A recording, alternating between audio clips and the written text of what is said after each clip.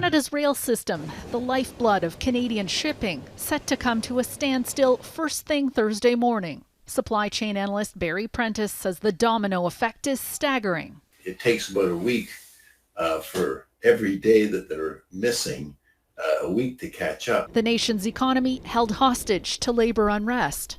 As Canada's two largest railroad operators, Canadian National Railway, or CN, and Canadian Pacific Kansas City, that's CPKC, both plan to lock out workers if no deal is reached. The Teamsters Union says this marks the first time the country has faced this kind of simultaneous labor stoppage. Both CN and CPKC seem to almost be colluding together to try to maximize their leverage against the union to get the concessions they're seeking. The federal labor minister rejected a request from CN last week to impose binding arbitration, tweeting that all sides need to do the hard work necessary to prevent a full work stoppage.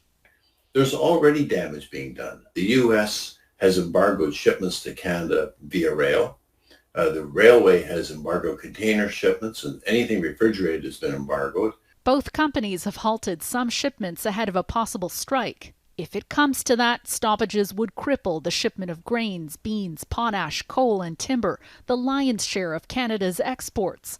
Also impacted petroleum products, chemicals, the automotive industry. The main issues at the bargaining table still center around rest and fatigue and rail safety, as well as CN's forced relocation scheme. Billions in economic damage hinge on an agreement. Stoppages could stoke food inflation, delay and endanger the shipment of all kinds of products, and could snarl commutes on some rail lines into Vancouver, Toronto, and Montreal. And that's not to mention the reputational damage to Canadian producers who won't be delivering to clients as promised. And that is more difficult to quantify in dollars and cents. Anne Gaviola, Global News, Toronto.